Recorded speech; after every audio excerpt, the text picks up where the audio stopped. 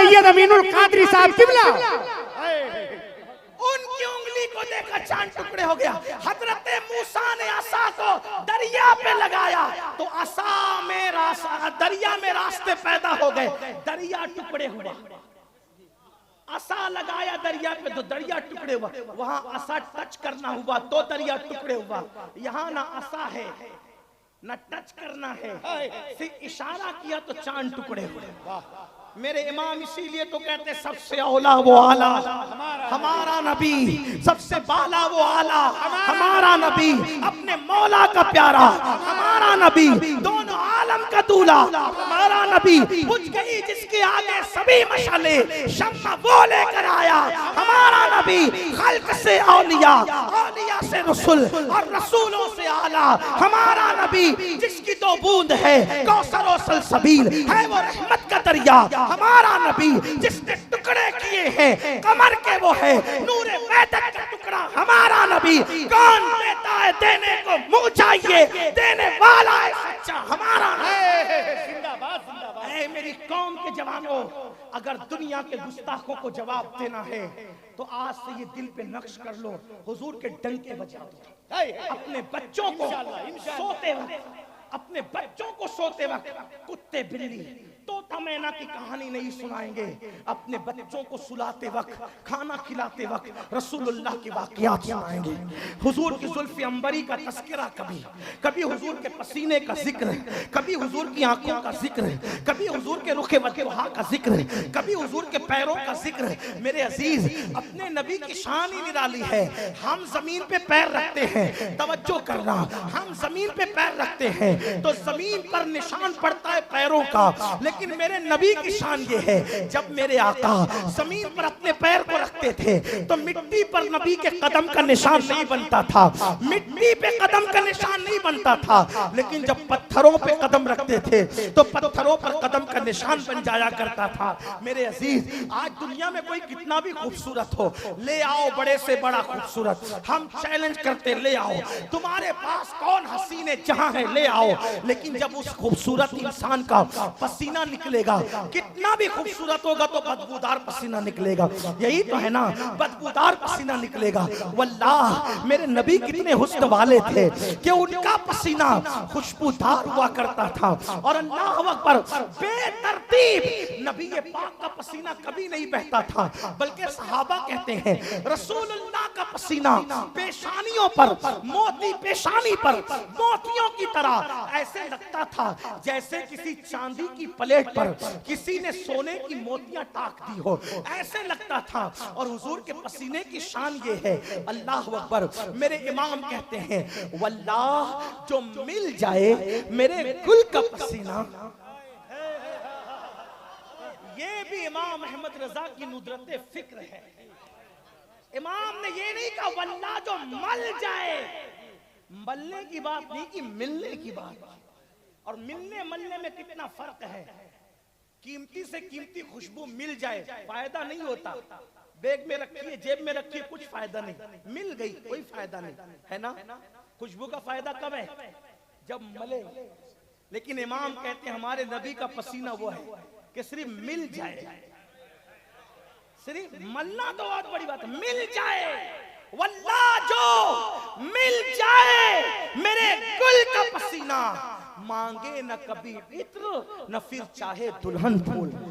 ملے تو دلہن کبھی خوشبو نہ مانگے نہ پھول مانگے, اور مل جائے تو, ملے تو دلہن مہکتی ہے اور مل جائے تو پھر اس کا پورا خاندان مہکتا نظر آتا. ایسے اپنے نبی. تو میں عرض یہ کرنے چلا تھا, دو چیزوں کی کنڈیشن پوری کرنا ہے, اللہ کی مدد آئے گی. نمبر ایک, گناہ سے بچو, جو گناہ اس سے بچو اللہ کی مدد آئے گی. اور دوسرا, نماز قائم کرو, نماز کا اہتمام. آج مسلمانوں کی 90% آبادی نماز نہیں پڑھتی, اور اس معاملے میں سنی قوم تو اور زیادہ ڈھیلی ہے. بڑی معذرت کے ساتھ, پتہ نہیں کیا سبق پڑھا ہے اور کیا پڑھایا ہے کہ یہ ذہن ہے کہ مولانا ہم بخشے جائیں, ہم کچھ بھی کرے بخشے جائیں, ہم کچھ بھی کرے بخشے جائیں گے. سن لو, کچھ بھی کرو بخشے جاؤ گے، یہ فکر یہودیوں کی ہے۔ یہودی کہتے تھے ابناء اللہ، کہ ہم اللہ کے بیٹے، وَأَحِبَّهُمْ، اور اس کے محبوب ہیں، ہم کچھ بھی کریں گے بخشے جائیں۔ یہ یہودیوں کی فکر ہے۔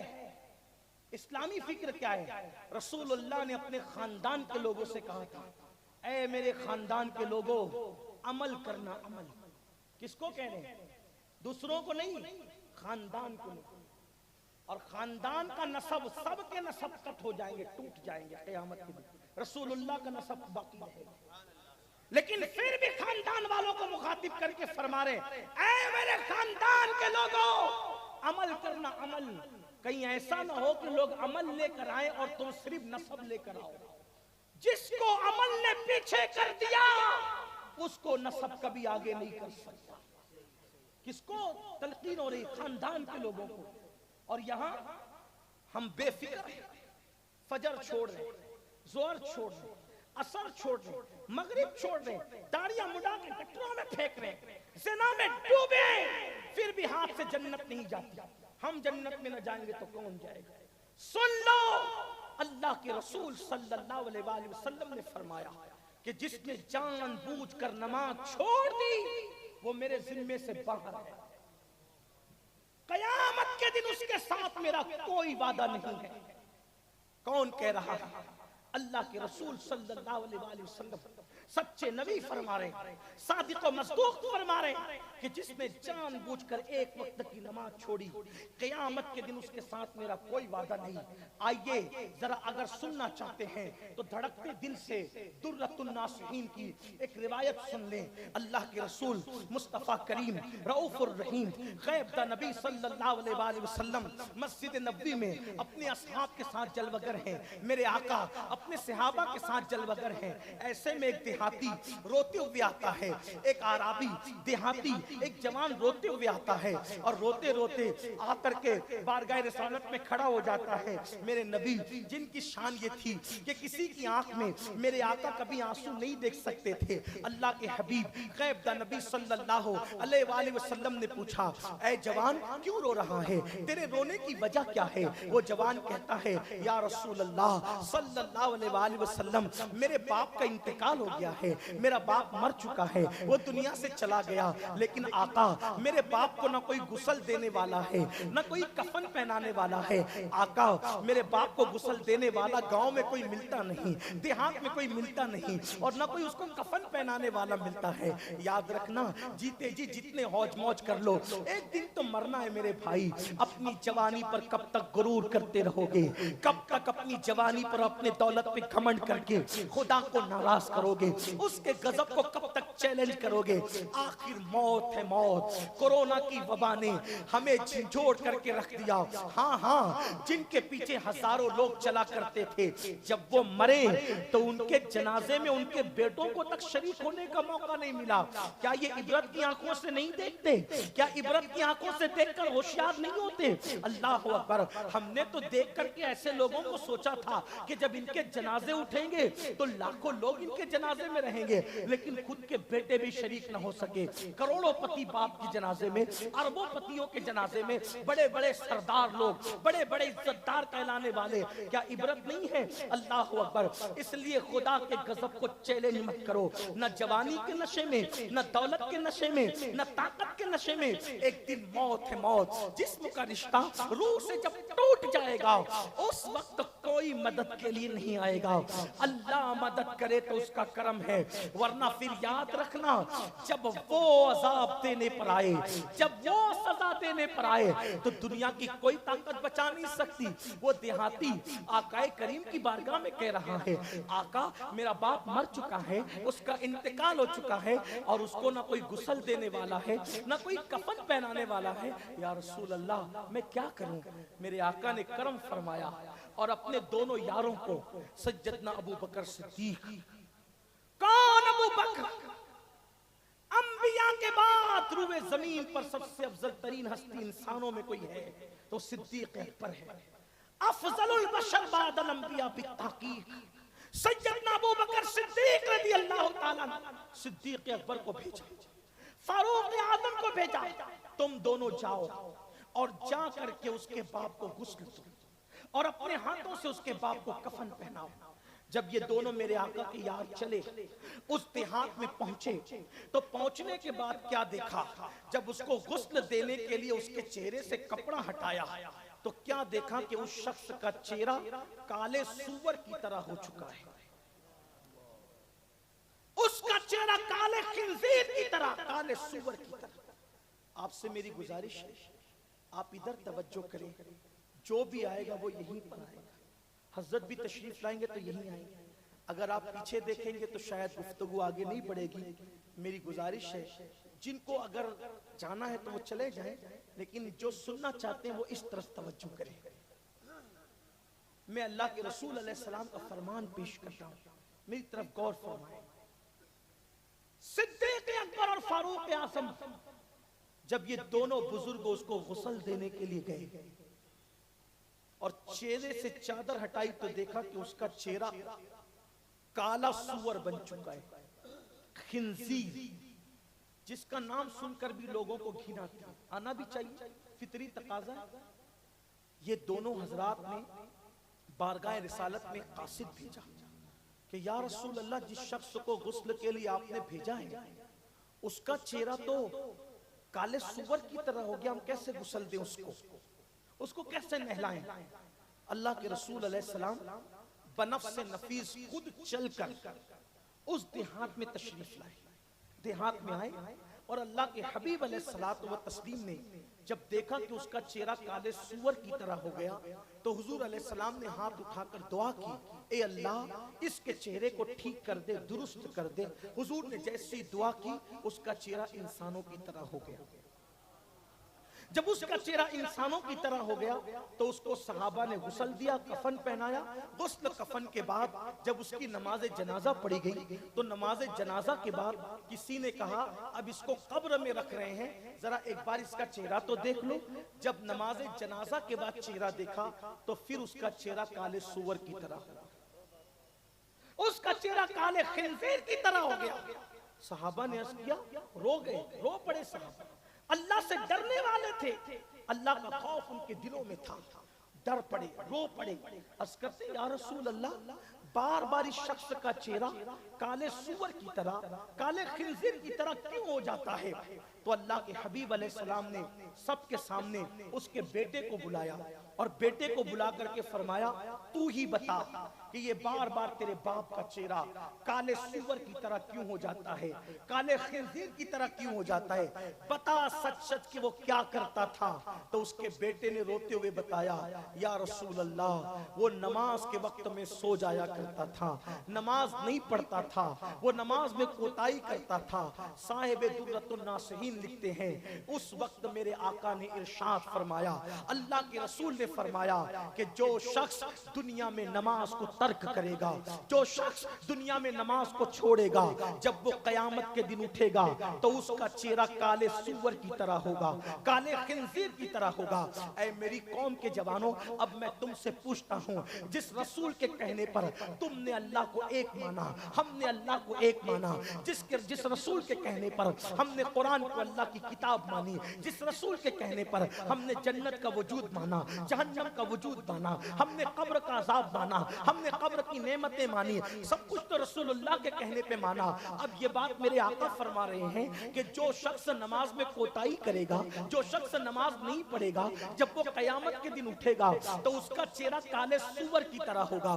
थोड़ी देर ईमान वालों, अपने ईमान वाले धड़कते दिल पे हाथ रख करके सोचो, अगर चेहरे पे फुंसी निकल आए तो तुम किसी महफिल में नहीं जाते, अगर चेहरे पे फुंसी निकल आए तो कितना घबरा जाते हो। किसी के चेहरे पे सफेद दाग आ जाए तो उसका जीना दुबर हो जाता है, वो मौत मांगने लगता है। हालांकि ऐसा करना नहीं चाहिए, लेकिन आपसे पूछना चाहता हूँ, चेहरे पे फुंसी आ जाए तो इतना बेचैन होते हो, चेहरे पे सफेद दाग आ जाए तो इतना बेचैन होते हो, चेहरे पे कोई ऐसा ऐब आ जाए तो इतना बेचैन होते हो। लड़कियां स्कूल छोड़ देती है, वलीमे की दावत छोड़ देती है, शादी ब्याह में शरीक होना लोग छोड़ देते تھے. کیوں؟ چہرے پہ فنسی آ گئی, سفید داغ آ گیا, چہرے پہ ایسا ہو گیا, چہرے پہ ویسا ہو گیا, چہرے پہ سوجن آ گئی. نادان, فنسی آ جائے, سوجن آ جائے, سفید داغ آ جائے تو وہ چہرہ لے کر کسی کے سامنے نہیں جاتا. جب نماز چھوڑنے کی وجہ سے, نماز ترک کرنے کی وجہ سے قیامت کے دن تو 2-4 لوگ نہیں ہوں گے, 2-5 ہزار لوگ نہیں ہوں گے, 2-4 لاکھ لوگ نہیں ہوں گے, 2-4 کروڑ لوگ نہیں ہوں گے, بلکہ آدم علیہ السلام سے لے کر آخری پیدا ہونے والے قیامت تک کے انسان سب میدان محشر میں ہوں گے. خدا کا سامنا ہوگا. اے میرے بھائی سوچ تو صحیح, جب نماز چھوڑنے کی وجہ سے تیرا چہرہ کالے سوپر کی طرح ہو چکا ہوگا تو اللہ کی بارگاہ میں کیا منہ لے کر کے آئے گا؟ لوگوں کے درمیان کیا منہ لے کر آئے گا؟ کیا دنیا صرف کھانے کمانے کے لیے ہے؟ کیا دنیا صرف عیش و عشرت کے لیے ہے؟ کیا دنیا صرف مال جمع کرنے کے لیے ہے؟ کیا دنیا صرف کھا کر کے سو جانے کے لیے ہے؟ یاد رکھنا, اگر کھانے سونے کا نام زندگی ہے, یہ کام تو کتے بلی بھی کرتے ہیں, کھاتے اور سو جاتے ہیں. کیا ہم کتے بلی ہیں؟ بتاؤ, انسان میں اور کتے بلی میں فرق کیا ہے؟ کتے بلی اپنے لیے جیتے ہیں, انسان کو پیدا کیا گیا اللہ کے لیے, انسان کو پیدا کیا اللہ کی عبادت کے لیے. آؤ اپنی آخرت کو تباہ مت کرو, اپنی آخرت کو برباد مت کرو. جس نماز کے بارے میں اتنی کوتاہی کر رہے ہو, آؤ ایک اور بات دھڑکتے دل سے سن لو. اللہ اکبر. سیدنا صدیق اکبر کے دور میں, سیدنا صدیق اکبر کے دور میں ایک شخص کا انتقال ہوتا ہے, اور انتقال کے بعد صدیق اکبر اس کی نماز جنازہ پڑھاتے ہیں. آپ سوچ سکتے ہیں جس کی نماز جنازہ میں صدیق اکبر جیسی ہستی شامل ہوئی ہو, لیکن عبرت کی یہ سب باتیں میرے بھائی عبرت کی باتیں ہیں. آج ہم نے جنت کو اتنا سستا سمجھ لیا کہ اللہ اکبر, ہم سمجھتے کچھ بھی کرے جنت تو ملنا ہے. بعض لوگ تو اتنے بے باک یہ سمجھتے ہیں اور یہ کہتے بھی ہیں ہم جنت میں نہیں جائیں گے تو اللہ کی جنت سونی سونی نظر آئے گی. اے میرے نادان بھائی, آج بھی میرے اللہ کی جنت سونی نہیں ہے. اللہ کی جنت کسی کے جانے نہیں جانے سے سونی نہیں ہوگی. اس لیے بڑی باتیں نہ کرو, اپنی آخرت کی فکر کرو. قرآن کہہ چکا ان الابرار لفی نعیم وان الفجار لفی جحیم. اللہ نے نیکوں کے لیے جنت بنائی ہے اور فاسق و فاجر کے لیے, نافرمانوں کے لیے جہنم بنائی ہے. اس لیے اللہ سے ڈرو. اللہ اکبر. صدیق اکبر رضی اللہ تعالیٰ عنہ ایک شخص کا جنازہ پڑھاتے ہیں, اور اللہ اکبر اس کے بعد صحابہ کرام نے کیا دیکھا کہ میت کے اندر کچھ حرکت ہو رہی ہے, میت میں کچھ حرکت سی ہو رہی. صحابہ نے کہا میت میں حرکت نہیں ہو رہی, تو جیسے اس کے چہرے سے کفن ہٹایا گیا تو دیکھا کہ ایک بڑا اژدہا تھا جو اس کے حلق کے اندر اپنا منہ رکھ کر اس کا خون پی رہا تھا اور اس کا گوشت کھا رہا. یہ بات کوئی کہانی قصہ نہیں, صدیوں پرانی کتاب درۃ الناصحین سے میں آپ کے سامنے پیش کروں. اس کے ذمہ دار صاحب درۃ الناصحین. سوچو, ہم تو صرف یہ سوچتے ہیں ہمیں سبحان اللہ کہنے پہ جنت مل جائے, ہاتھ چومنے پہ جنت مل جائے, کپڑا پکڑ کر مرید ہونے پہ جنت مل جائے. ہم تو یہی سوچ رہے ہیں. میں مرید ہونے کے فائدے کا انکار نہیں کرتا, میں خود بھی مرید ہوں, اور الحمدللہ جب سے مرید ہوں میں اپنے پیر کا نام کبھی بے وضو بھی نہیں لیتا. ہم تو یہ عقیدت والے لوگ ہیں. لیکن آپ سے یہ بات کہنا چاہتا ہوں, سب چیزیں اپنی جگہ, لیکن اگر اللہ کے قانون کو پیٹ کے پیچھے ڈالو گے کچھ کام نہیں ہے. اگر آپ سوچو کہ نماز کا دامن چھوڑ کر غوث پاک کا دامن ہاتھ میں آ جائے, خواب ہے یہ, خیال ہے, شیطانی وسوسہ ہے. نماز کا دامن چھوڑ کر غوث پاک غریب نواز کا دامن ہاتھ میں نہیں ہو سکتا, بالکل نہیں ہو سکتا. غوث پاک تو بے نمازیوں کو مسلمانوں کے قبرستان میں بھی دیکھنا نہیں چاہتا. جو غوث پاک بے نمازیوں کو مسلمانوں کے قبرستان میں دیکھنا پسند نہ کرے, وہ اپنے سلسلے میں دیکھنا کیسے پسند کرے؟ ہم نے اپنے مسلک کو خود بدنام کیا ہے, اپنے مذہب کو ہم نے خود بدنام کیا, ورنہ واللہ ہمارا مسلک و مذہب اتنا معتبر, اتنا مستند ہے کہ کسی کی کڑیاں 1450 سال پر جا کر نہیں ملتی سوائے اہل سنت و جماعت کے. ہمارے امام تو کہتے ہیں اہل سنت کا ہے بیڑا پار, اصحاب حضور نجم ہے اور ناؤ ہے عطرت رسول اللہ. آپ کے مسلک سے معتبر کسی کا مسلک ہے ہی نہیں. باقی سب تو ہندوستان میں 1857 کے بعد کے ہیں.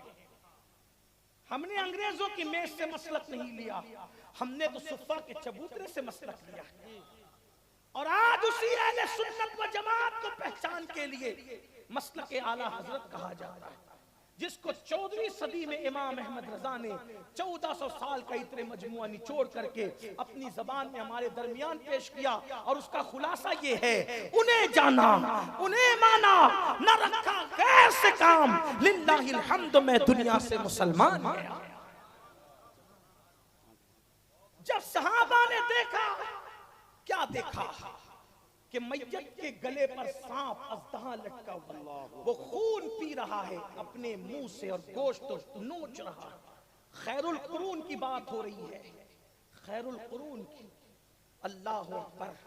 سیدنا صدیق اکبر رضی اللہ تعالیٰ موجود ہیں، صحابہ نے ڈنڈا اٹھایا اور جیسے اس سانپ کو بھگانا چاہا، اس نے بزبان فصیح پڑھا: لا الہ الا اللہ محمد الرسول اللہ۔